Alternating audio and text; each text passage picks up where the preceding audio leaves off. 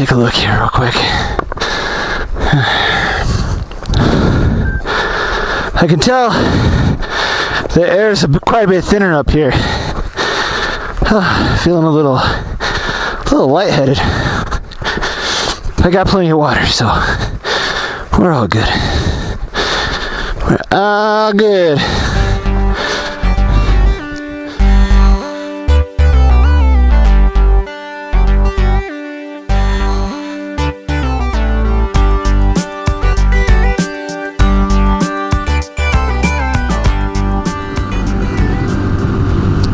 What's going on, everybody? Welcome back to the Each Adventure channel. My name is Josh, and today you can see we're up in the mountains. So we're up right around Barton Flats area. Oh, there we are there, Barton Flats. This is normally one of our Wednesday hump day rides, but just like I had thought, because of the fires, because of the holy fire specifically, most of those local areas are they're a bit closed down at the moment. Even then, you know, sometimes when I ride with those guys, a lot of times it takes me about an hour or so just to get to the meeting spot. And after the trip to Palomar last week, that took me about 2 hours and 10 minutes, I figured this week I'd take a break from all that and head up into the mountains again, up to 38. I don't think I've ever been this way unless I came up here when I was a kid, but I've been riding for less than an hour and I'm already in the middle of the forest. It's freaking awesome. I've been riding like this probably for 20-25 minutes, so this is pretty cool. This is one of the few ways up to Big Bear. Big Bear is kind of the resorty section of the mountain. This is kind of considered the long way. It winds up around the mountain. Big Bear is actually on the other side of that hill that you see in front of me. And like I said, I've never been this way. I've been pretty much up every other way you can go up, including off-road. But I had no idea that this much forest actually even existed over here. Ooh, these twisties are kind of flying. You know, when I first bought a dual sport, I never intended that I would be riding as much road as I do now. And once I started riding on the road, I never really thought I'd like it as much as I do. You know, riding through traffic and stuff sucks. But, you know, riding stuff like this, back roads, even lane splitting through the freeway, I have to admit, I do enjoy quite a bit. So it's pretty crazy kind of the opportunities that a dual sport opens up for you. But anyways, we're headed out. I'm going to hit the dirt here in a little bit, and I'm specifically headed out this way to check out a trail called 38 Special.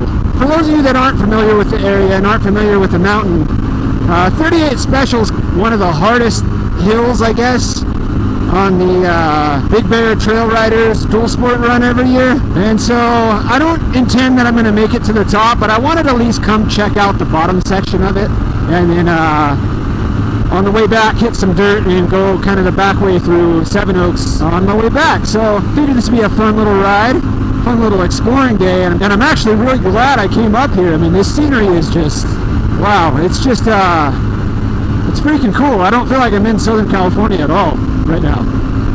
We're getting close to the turnoff here, somewhere. It's somewhere up here. I don't know exactly how far. I gotta keep my eye out for it. It's really small.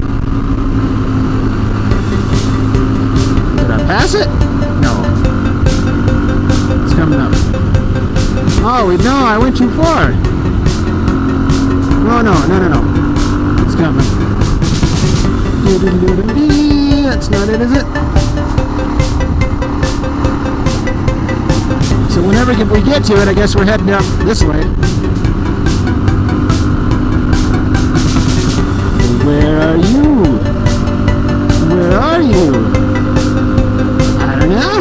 Really need to get a navigation system, I think. That way I can tell how far away some of these things are. I have a feeling that I missed it. Dang it. Oh yeah. I missed it for sure. How did I do that?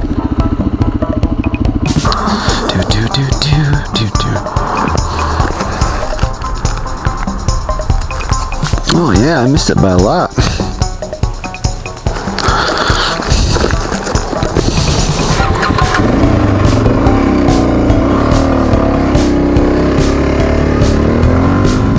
So I missed it. Where is it? 8,000 feet. We're getting, yeah, we're high up here. Alright, where are you? Ah, found it. Bet you those are from the Big Bear Run. What does the sign say here? Highly legal motorcycles, difficult on Jeeps, and no quads. Alright, let's air down, see how far we get.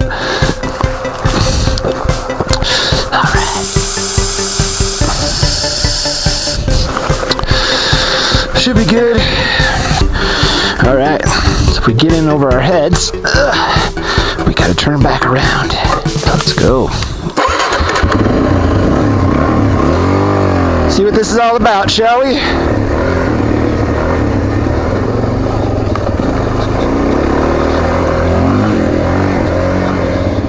One in 38. This is what they call 38 special. So from what I've heard, the majority of it's not too bad. It's a big section at the top where it starts to get pretty nasty. Just a big, gnarly uphill. All right.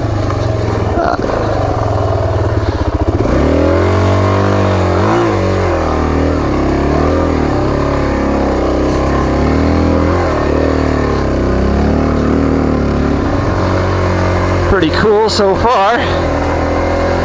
Oh yeah. Yeah, I can see why. Yeah, I don't think we're gonna make it very far, guys. I will say that these new foot pegs are pretty fantastic for standing. That I will say. At the IMS Super Stock pegs, other than just kind of riding around on the street, this is my first chance to really test them out on the dirt. So far, so good, though.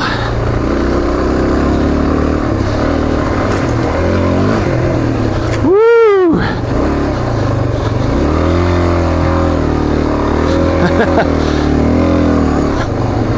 My plan on this ride was to get to the bottom of the gnarly part and scope it out and then head back down. So based on what I'm seeing so far, that's gonna be my plan, because these bottom sections had a couple sketchier parts than I thought there'd be. So if that's the case, the top's gotta be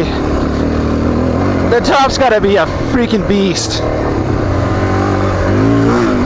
Woo! Little air. Now that I'm actually working, it's starting to get hot.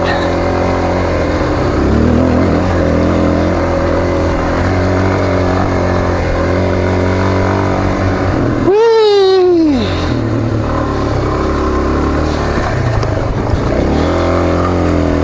Lost my footing a little bit there. That's not a good thing. Man, there's times where this thing doesn't even look like much of a road. Let's get on that side. That's better.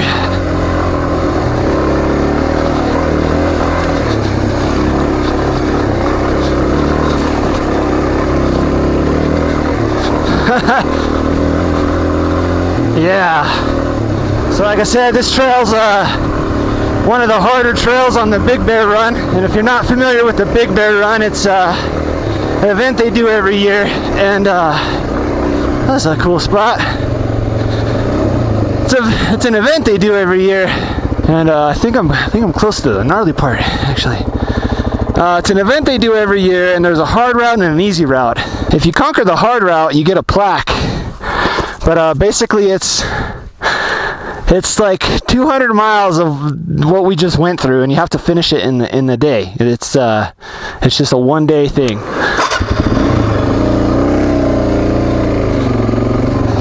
So I've always wanted to do it.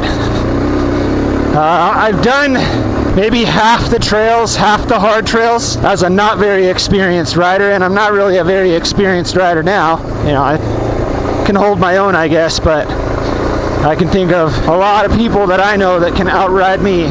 So, and the DRZ wouldn't be a very good bike to do it on. Actually, a bike that would be really fun to ride it on would be the TTR. It's for street legal bikes only, so unless I can put a plate on the TTR, don't think that can happen. Alright, I guess this is where it changes from black diamond to hard. So from what guys have told me, gonna get to a point up here, we're gonna round a corner and it's just like a steep freaking uphill.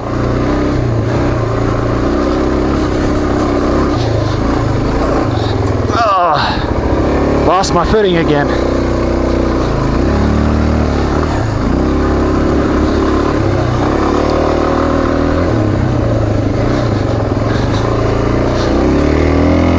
Oh God. Wow. Alright, this might be where we stop, guys. This might be it. I've climbed worse than this, but I don't think this is the hard part, though. Oh, yeah. And it's just sandy and loose. I want to see what's around the other corner, though.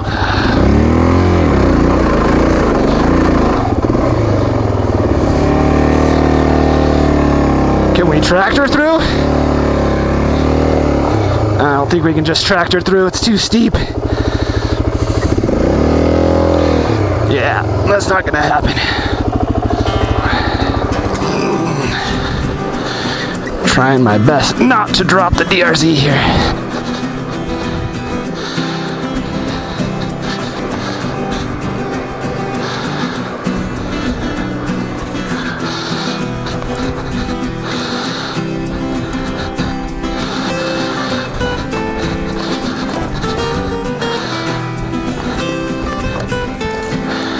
Alright. Yeah. I say we hedge on the side of caution. If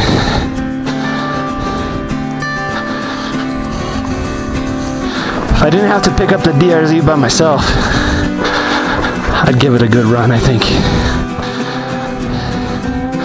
Right here, it actually seems not bad. I just have to climb these waterfalls. Pick my line right here. But from what I've heard, oh jeez, yeah.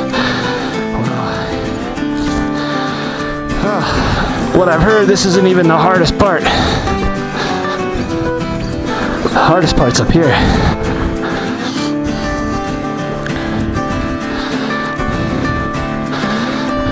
Oh yeah.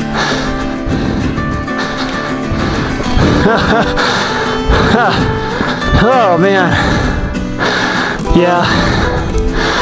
I think we're gonna skip this one for today. I can tell the air is quite a bit thinner up here. Feeling a little lightheaded. I got plenty of water, so we're all good.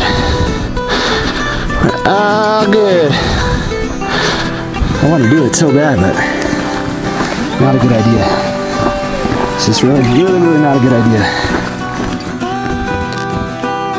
Oh, let's have some water, shall we?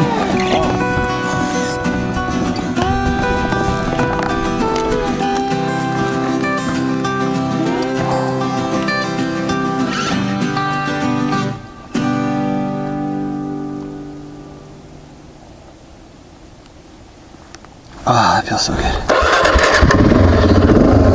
All right.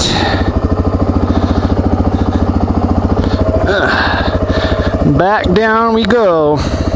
That's one of the things about riding alone. A lot of times you really want to push yourself, you know, as hard as you can. And sometimes it's just not a very good idea, you know. Colin talks about this a lot because he primarily rides alone, and man, it is so true. Like, you know, especially for me, I got my phone and stuff, and I got tools and, you know, that kind of stuff. I do have service here, which is nice, you know, but if something really bad was to happen, I don't have like an inReach or a spot or anything, so that's definitely something that I need to get. But you know, you really got to trust your own limitations. You got to trust your speed, you got to trust your bike, you got to trust your tires. You know, there's a lot of trust at play, you know, when you're riding, number one, but when you're riding alone, it's a whole different ballgame. And, you know, like I said, there's definitely that motivation to want to ride as hard as you can and push yourself really hard. But in situations like that, man, if if I lost control of the bike and it came tumbling off the cliff or something. I think I need a little bit more practice in the rougher stuff. And you know, I might maybe even need to gear the DRZ differently.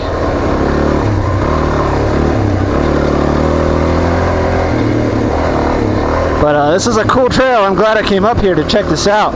And I'm glad you guys came up to join me. It's been pretty cool, been pretty fun. Something a little bit different.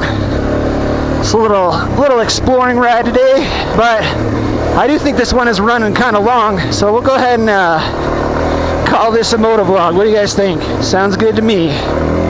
But anyways, thank you guys so much for watching. If you like this video, please leave a like down below, and if you're new here, please subscribe. We like to do adventures like this on a weekly basis, and we'd love to have you along for the ride. Sometimes we do rides like this where we kind of explore and push ourselves a little bit. Sometimes we do group rides, sometimes we talk about stuff. Overall, it's a pretty good time, so if that's what you're into, please go ahead and hit that big old subscribe button. Leave a like and let me know what you think down in the comments. But anyways, guys, until next time, be sure to have fun, take care, and ride safe. And I'll see you guys in the next video. Until then, be sure to get out there and have adventures of your own, and I'll see you guys next time. Later.